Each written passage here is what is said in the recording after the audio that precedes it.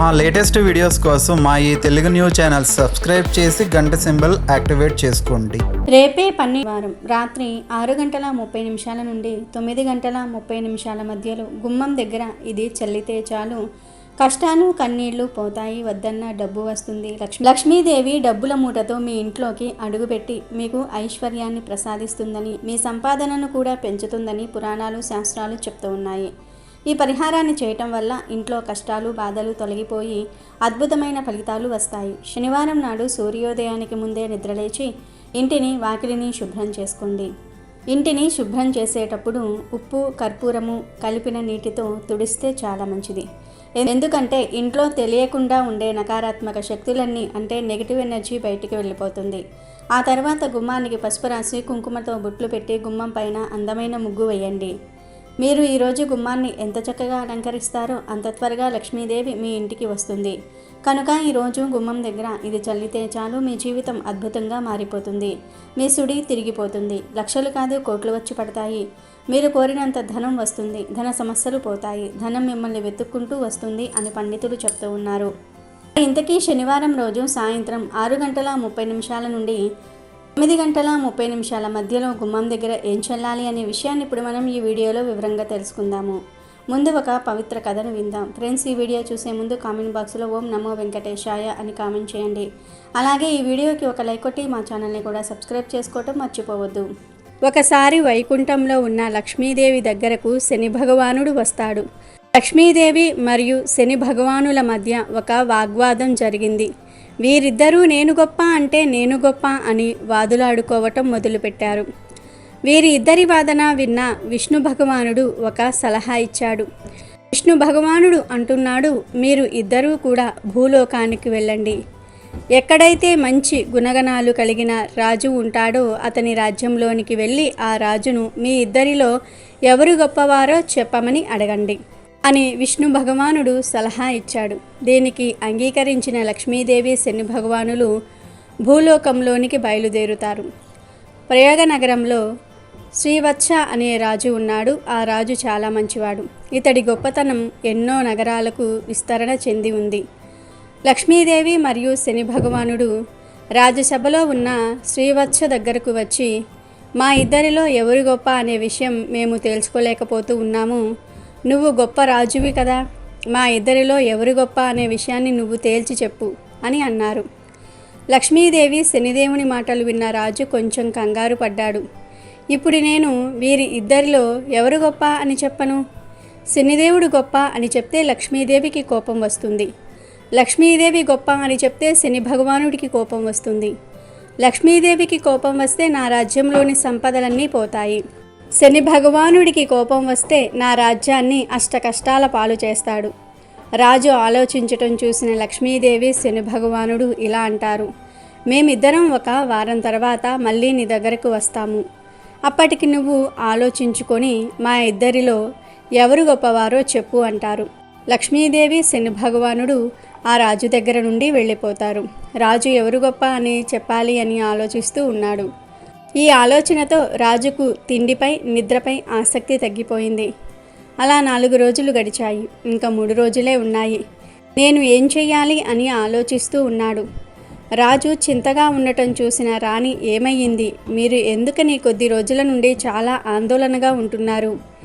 ఏమైనా సమస్య వచ్చిందా లేదా మన నగరానికి ఏదైనా సమస్య రాబోతూ ఉందా అని అడిగింది. రాణి అడిగిన ప్రశ్నలకు రాజు, నేను ఒక సమస్యలో ఇరుక్కున్నాను. 4 రోజుల క్రితం నేను రాజ్యసభలో ఉండగా లక్ష్మీదేవి శని భగవానులు వచ్చారు.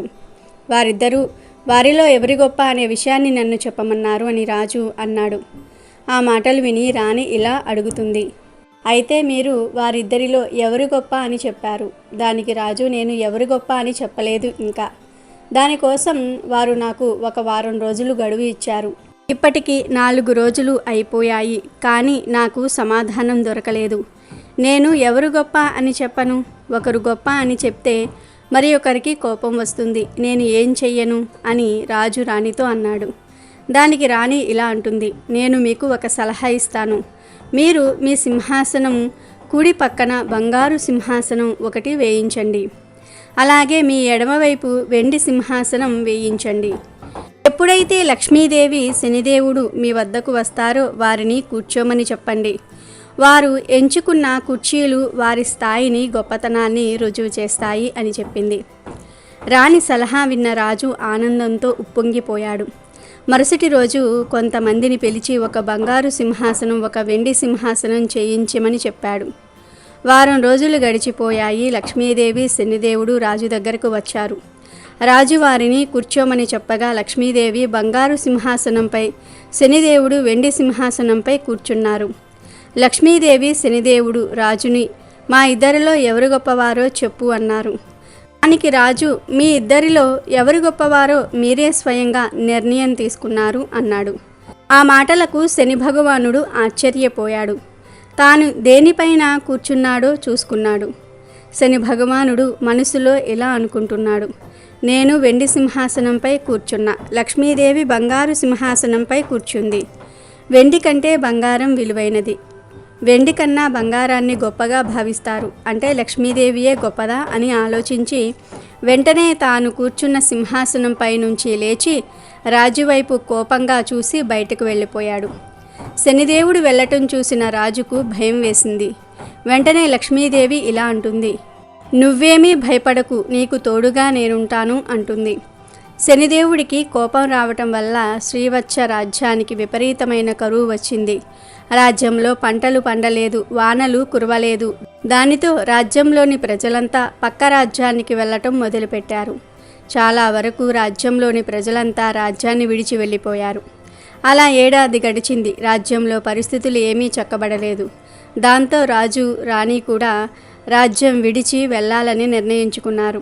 రాజు రాణితో ఇలా అంటాడు, రాణి, మన దగ్గర మిగిలి ఉన్న నాణేలను మూటకట్టు, మనం ఈ రాజ్యాన్ని వదిలి వెళ్ళిపోదాము. రాజు మాటలు విన్న రాణి బాధపడింది. కొన్ని వస్త్రాలు, కొన్ని నాణేలు మూటకట్టింది. రాజ్యం నుండి ఇతర రాజ్యానికి వెళ్ళడానికి సిద్ధంగా ఉన్నారు. రాజును చూసిన శనిదేవుడు కోపంతో విపరీతమైన వానను కురిపించాడు. 4 వైపులా మబ్బులు కమ్ముకున్నాయి. చీకటి కమ్మివేసింది. 4 వైపులా మబ్బులు కమ్ముకున్నాయి. చీకటి కమ్మేసింది. దారి కనిపించటం లేదు. అప్పుడు లక్ష్మీదేవి ఒక పాపరూపంలో అక్కడికి వచ్చి వారిని జాగ్రత్తగా ఒక నది ఒడ్డుకు చేర్చింది. పాపరూపంలో వచ్చిన లక్ష్మీదేవి మాయమైపోయింది. ఇక రాజు రాణి వారి ముందున్న నదిని చూసి మనం ఇప్పుడు ఈ నదిని ఎలా దాటాలి అని అనుకున్నారు. చుట్టూ చూడగా ఒక వ్యక్తి పడవపై రాజుగారి వైపే వస్తున్నాడు. ఆ వ్యక్తి ఎవరో కాదు, శనిదేవుడు. శనిదేవుడు ఒక వ్యక్తి రూపంలో రాజు వద్దకు వచ్చి ఏదైనా సహాయం కావాలా అని అడిగాడు. దానికి రాజు, మమ్మల్ని నది ఒడ్డు దాటించు అన్నాడు.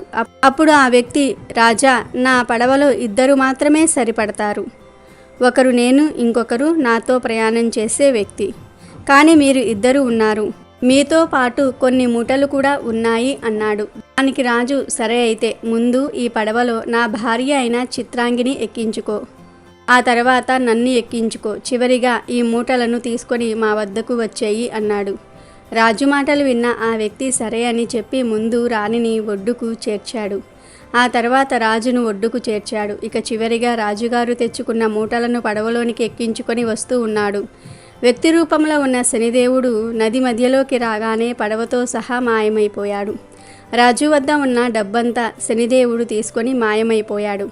ఇది చూసి రాజు రాణి చాలా బాధపడ్డారు. అయినా సరే ఏం పర్వాలేదు, మనమిద్దరము కష్టపడి పనిచేసుకుందాము, ఎంతో కొంత ధనాన్ని పోగు చేసుకుందాము అని రాజు రాణికి ధైర్యం చెప్పాడు.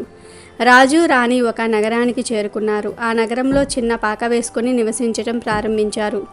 రాజు కొన్ని కట్టలు కట్టుకొని వచ్చి ఆ కట్టెలను వంట చేసుకోవడానికి ఇంటిలో ఉంచి మరికొన్ని కట్టెలను అమ్మి ధనం సంపాదించడం ప్రారంభించారు. లక్ష్మీదేవి దయ వల్ల రాజుగారికి గంధం చెక్కలు దొరికాయి. ఆ గంధం చెక్కలను అమ్మి రాజు చాలా ధనాన్ని పోగు చేశాడు. రాజు రాణి 2 సుఖంగా జీవించటం ప్రారంభించారు. రాజు ఆనందంగా ఉండటం చూసిన శనిదేవుడు రాజు ఆనందాన్ని ఎలా చెడగొట్టాలి అని ఆలోచిస్తూ ఉన్నాడు. ఇది ఇలా ఉండగా రాజు నివసిస్తున్న రాజ్యంలో గంధపు చెక్కలను ఒక ప్రాంతం నుండి ఇంకొక ప్రాంతానికి తీసుకుని వెళ్ళడానికి ఒక వ్యాపారి ప్రతిరోజు నావలో ప్రయాణం చేస్తూ ఉండేవాడు. ఒకరోజు శనిదేవుడు ఆ వ్యాపారి నావను ముందుకు వెళ్లకుండా ఆపేశాడు. నావ ఎందుకు కదలటం లేదు అని వ్యాపారి ఆలోచిస్తూ ఉన్నాడు. ఇంతలో అక్కడికి శనిదేవుడు ఒక బ్రాహ్మణ రూపంలో అక్కడికి వచ్చాడు.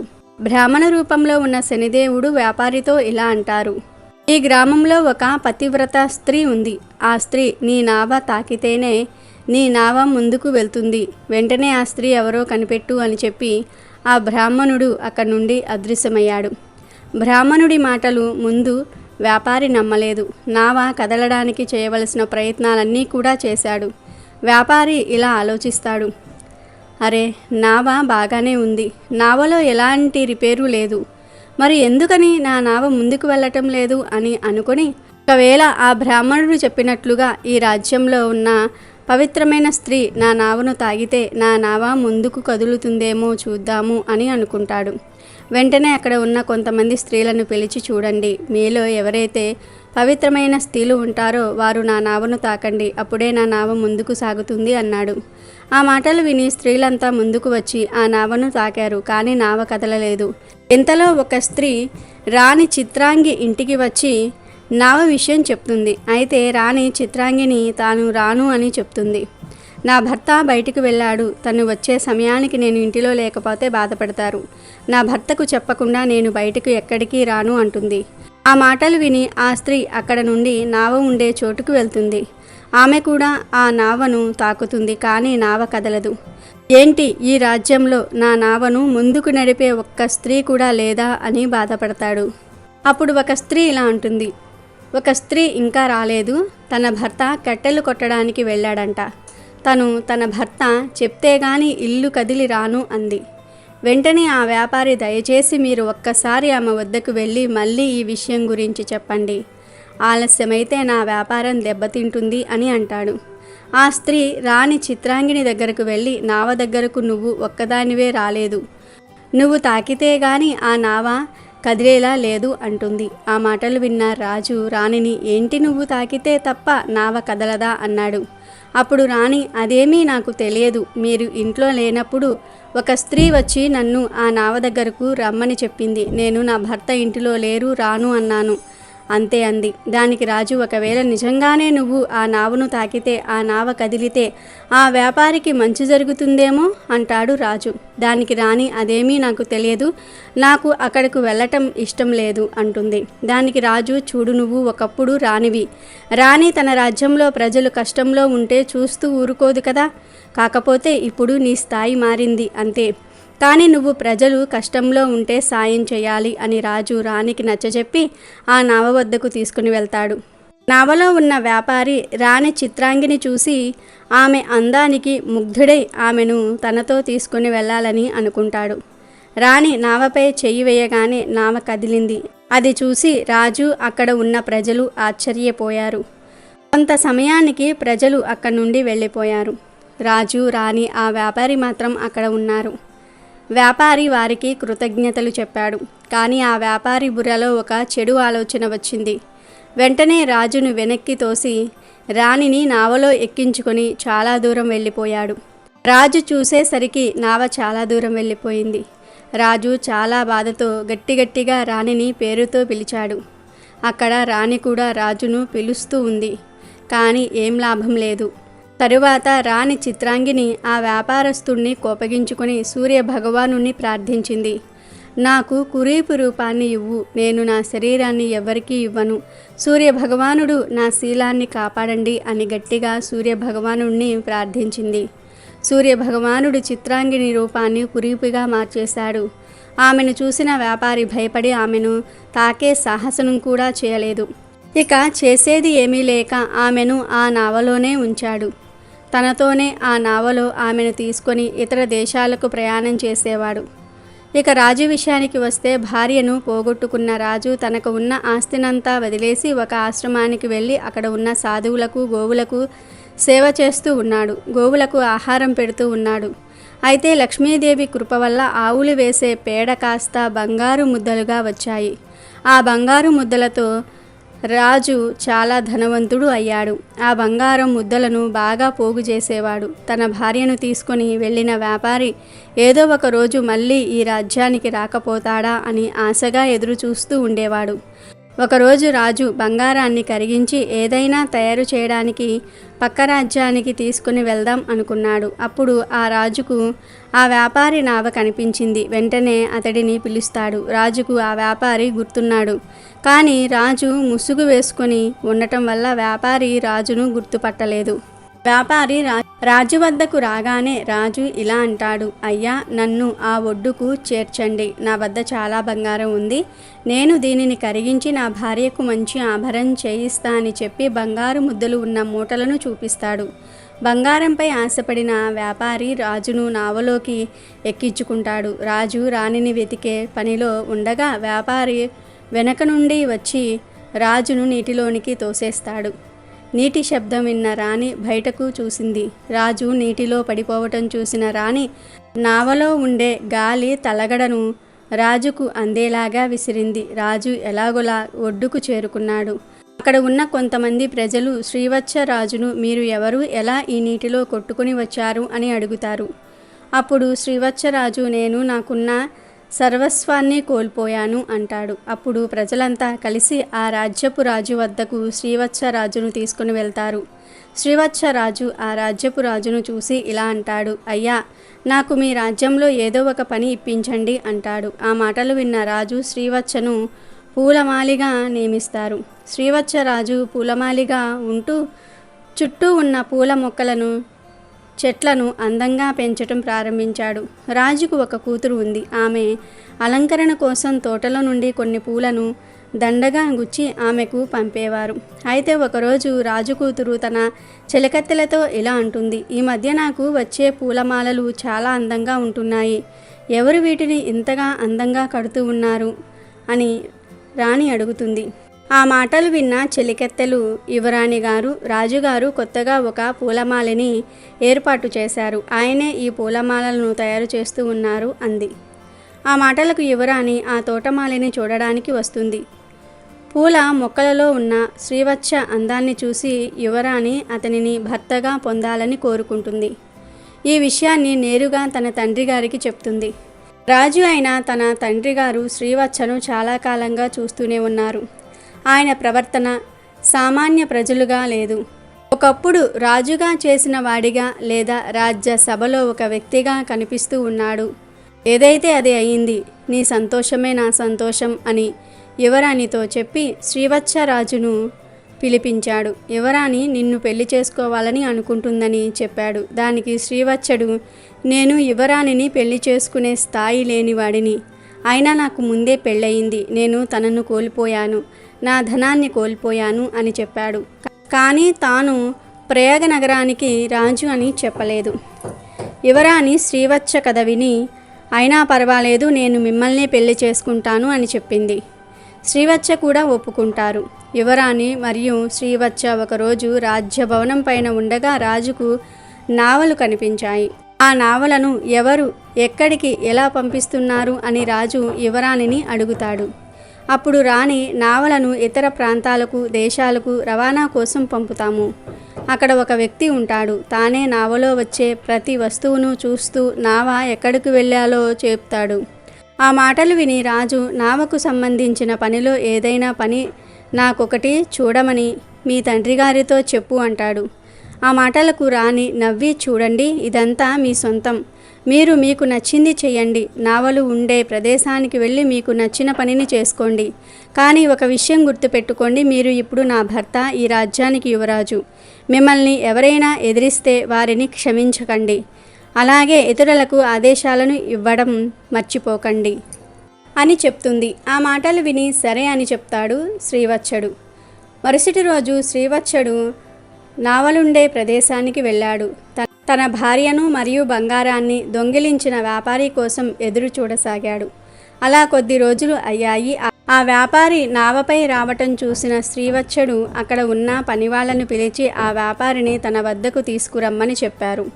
వెంటనే శ్రీవత్సడు ఆ వ్యాపారిని పట్టుకుని రాజు వద్దకు తీసుకుని వెళ్ళి, అతనే నా భార్యను, నా బంగారాన్ని దొంగిలించాడు అని చెప్పాడు. కానీ వ్యాపారి అదంతా అబద్ధమని నమ్మబలికాడు. అప్పుడు శ్రీవత్సడు, తన నావలో నా బంగారు ముద్దలు ఉన్నాయి. అవి ఒకదానికి ఒకటి చిక్కుకుని ఉంటాయి. వాటిని నేను తప్ప ఎవ్వరూ తీయలేరు. రాజు వెంటనే ఆ బంగారు మూటలను తెప్పించాడు. ముందుగా వ్యాపారికి ఇచ్చి వాటిని చిక్కు తీయమన్నాడు. ఓస్, అదెంత పని అయినా ఇవి నా బంగారు ముద్దలు, నాకు తెలియదా వీటిని ఎలా తీయాలో అని పలికాడు. వ్యాపారి ఎంత ప్రయత్నించినా వాటిని తీయలేకపోయాడు. తర్వాత రాజు శ్రీవత్సడుడికి బంగారాన్ని ఇవ్వమన్నాడు. శ్రీవత్సడు క్షణాల్లో ఆ బంగారాన్ని విడివిడిగా చేసి చూపించాడు. రాజు ఆ వ్యాపారిని జైల్లో వేయించాడు. అలాగే అతని నావలో ఇంకా ఏమేమి ఉన్నాయో చూసి వాటిని బయటకు తీసి నావను ఇతరులకు అప్పగించండి అని చెప్పాడు. రాజ్యసభలో ఉన్న కొందరు ఆ నావను బాగా తనిఖీ చేశారు. రాజ్యసభలోకి కురీపు రూపంలో ఉన్న చిత్రాంగిని తీసుకుని వచ్చారు. శ్రీవత్సడు ఆమెను చూసి, ఈమె నా భార్య చిత్రాంగి, నీకు ఏమయ్యింది? నువ్వు ఎందుకు ఇలా కురీపిగా తయారు అయ్యావు అంటాడు. దానికి రాణి చిత్రాంగి, మీరు భయపడకండి, ఆ వ్యాపారి నన్ను ఏమీ చేయలేడు. నేను సూర్యభగవానుని ప్రార్థించి నా పవిత్రతను కాపాడుకొని నాకు కురీపి రూపాన్ని ఇవ్వమని అడిగాను. నేను మళ్ళీ మామూలుగా మారిపోగలను అని చెప్పి మళ్ళీ సూర్యభగవానుని ప్రార్థించింది. రాణి చిత్రాంగి మునపటి కంటే ఇంకా అందంగా మారింది. రాజు చాలా సంతోషించాడు. యువరాణి వంక చూశాడు. నువ్వేమీ బాధపడకు, నేను ప్రయాగ నగరానికి రాజును. కొన్ని కారణాల వల్ల నేను నా రాజ్యాన్ని కోల్పోయాను. నేను నా మొదటి భార్యను ఎలా అయితే ప్రేమిస్తూ ఉన్నానో నిన్ను అలాగే ప్రేమిస్తాను అంటాడు. రాజు శ్రీవత్సలుడు మాటలు విని, నేను చాలా మంచి అల్లుడిని పొందాను, నాకు చాలా గర్వంగా ఉంది. ఇక నుండి నాకు ఒక కూతురు కాదు, 2 కూతుళ్ళు, చిత్రాంగిని కూడా నా కూతురే. నేను నీకు కొంత ధనాన్ని ఇస్తున్నాను, తిరిగి నీ రాజ్యాన్ని నువ్వు పొందుకో అంటాడు. శ్రీవత్సలుడు తన రాజ్యాన్ని సరిచేసుకొని ఒక మంచి ముహూర్తం చూసుకొని 2 రాణులతో కలిసి శ్రీవత్సలుడి రాజ్యంలో అడుగుపెట్టి సింహాసనాన్ని అధిష్టానం చేశాడు. కొన్ని రోజుల తర్వాత రాజు వద్దకు లక్ష్మీదేవి శనిదేవుడు వచ్చి ఇలా అంటారు. మేము 2 కావాలనే నీ నీతి ధర్మాలను పరీక్షించాము. మా మధ్య ఎటువంటి వాదన జరగలేదు. శనిదేవుడు రాజుతో ఇలా అంటాడు. నేను నీకు ఒక విషయం చెప్తాను, వీటిని అందరూ గుర్తుపెట్టుకోవాలి. శనిదేవుడు అంటున్నాడు, ఏ మనిషి అయితే జీవితంలో ఎన్ని విపత్తులు వచ్చినా సత్యమార్గంలో నడుస్తారో వారు ఎప్పటికీ నాశనం అవ్వరు. అటువంటి వారికి దేవతలు కూడా సహాయం చేస్తారు. అలాగే ఏ మనిషి అయితే అబద్ధాలు ఆడుతారో, తన అవసరాల కోసం ఇతరులను వాడుకుంటారో, అలాంటి వారు ముందు సుఖాలను అనుభవించిన నా ప్రభావంతో కష్టాలను అనుభవించేలాగా చేస్తాను. రాజా, నీవు కష్టకాలంలో ఉన్నప్పుడు ఎవరి వద్ద చెయ్యి చాచలేదు. నీ కష్టంతో నీవు బ్రతికావు. అలాగే యువరాణిని పెళ్లి చేసుకునే సమయంలో కూడా నువ్వు అత్యాశ పడకుండా నీ నిజాయితీని నిరూపించుకున్నావు. రాజా, నీ నీతి, ధర్మము, సత్యం మార్గం వల్ల నేను చాలా సంతోషాన్ని పొందాను. కాబట్టి నా ఆశీర్వాదములు నీకు ఎల్లప్పుడూ ఉంటాయి. దీని కారణంగా మీ రాజ్యం మునుపటి కంటే సిరి సంపదలతో తులతూగుతూ ఉంటుంది. నేను చెప్పే 2 మాటలను గుర్తుపెట్టుకోండి. నా ఆశీర్వాదం ఎవరిపైన అయితే ఉంటుందో వారు కొన్ని క్షణాలలోనే ధనవంతులుగా మారిపోతారు. అలాగే నాకు ఎవరైతే కోపాన్ని కలిగిస్తారో వారిని నేను క్షణాలలోనే కటిక పేదవాడినిగా చేసేస్తాను. కాబట్టి మనుషులంతా గుర్తుపెట్టుకోండి, నా కృప మీపై ఉంటే సర్వ సంపదలు, సుఖాలు మీ సొంతమవుతాయి. నాకు ఆగ్రహాన్ని కలిగిస్తే మాత్రం మీరు ఎన్ని పూజలు చేసినా మిమ్మల్ని నా నుండి ఎవ్వరూ తప్పించలేరు. ఈ 2 విషయాలను గుర్తుపెట్టుకుంటే మీ జీవితంలో పేదరికం అనేది రానే రాదు. ఈ మాటలను చెప్పి లక్ష్మీదేవి మరియు శనిదేవుడు మాయమైపోయారు. కాబట్టి ఫ్రెండ్స్, మనం ఎన్ని పూజలు చేసినా, ఎన్ని వ్రతాలు చేసినా, ఎన్ని పుణ్యకార్యాలు చేసినా ధర్మాన్ని మరియు సత్యమార్గంలో నడవాలి. పాపాలు చేసేసి పుణ్యకర్మలు చేసినంత మాత్రాన పాపం యొక్క తీవ్రత తగ్గదు. ఎలాంటి పరిస్థితులు ఎదురైనా ధర్మ మార్గంలోనే నడవండి, సత్యాన్ని నమ్ముకోండి, శని భగవానుడి అనుగ్రహాన్ని పొందండి. జీవితంలో పేదరికానికి చోటు లేకుండా చూసుకోండి, ఆనందంగా జీవించండి. ఇక వీడియోలోకి వస్తే, శనివారం రోజు మనం గుమ్మం ముందు చల్లేటటువంటి ఈ నీటి వల్ల చెడంతా కూడా వెళ్ళిపోయి మన ఇంటి లోపలికి మంచి శక్తులు అడుగు పెట్టడానికి అవకాశం అనేది ఉంటుంది. మన ఇంటిలో మనకు తెలియకుండానే ఎన్నో రకాలైనటువంటి నకారాత్మక శక్తులు తిరుగుతూ ఉంటాయి. మంచి కానివ్వండి, చెడు కానివ్వండి, మన ఇంటి గుమ్మం లోపల నుంచి మాత్రమే ఇంట్లోకి ప్రవేశించాలి. మన శరీరంలో మన గుండె ఎంత ముఖ్యమైనదో అలాగే మన ఇంటికి గుమ్మం అనేది అంత ముఖ్యమైనది. గుమ్మానికి చాలా శక్తి అనేది ఉంటుంది. అలాగే లక్ష్మీదేవి ప్రవేశించాలన్నా, జ్యేష్ఠాదేవి ప్రవేశించాలన్నా కూడా గుమ్మం ద్వారానే ఇంట్లోకి అడుగుపెట్టాలి. కాబట్టి మన ఇంట్లో ఉన్నటువంటి చెడును, నకారాత్మక శక్తులను, జ్యేష్ఠాదేవిని బయటకు పంపించేసి లక్ష్మీదేవి మన ఇంటి లోపలికి అడుగు పెట్టాలంటే ఖచ్చితంగా శనివారం రోజు గుమ్మం మీద ఇది చల్లుకోవాలి. శనివారం అంటే వెంకటేశ్వర స్వామికే కాదు, లక్ష్మీదేవికి కూడా ఇష్టమైన రోజు. ఈ పరిహారాన్ని రాత్రి 6:30 నుండి 9:30 మధ్యలో చేసుకోవాలి. ఏమీ లేదు, ఒక చిన్న గాజు గ్లాసులో లేదా గిన్నెలో 2 టీ స్పూన్ల పాలు తీసుకోండి. పచ్చిపాలు కానీ లేదా కాచి చల్లార్చినవి కానీ తీసుకోండి. ఏవి తీసుకున్నా పర్వాలేదు. తీసుకొని ఆ పాలల్లో చిటికెడు కుంకుమ, చిటికెడు పసుపు, 5 లేదా 6 చుక్కల అత్తరు వేయండి. అత్తరు లేకపోతే రోజు వాటర్ను కూడా వేసుకోవచ్చు. ఇక చివర్లో చిటికెడంతా ఉప్పును కూడా పాలల్లో కలపాలి. ఉప్పు అంటే లక్ష్మీదేవికి ఎంతో ప్రీతి.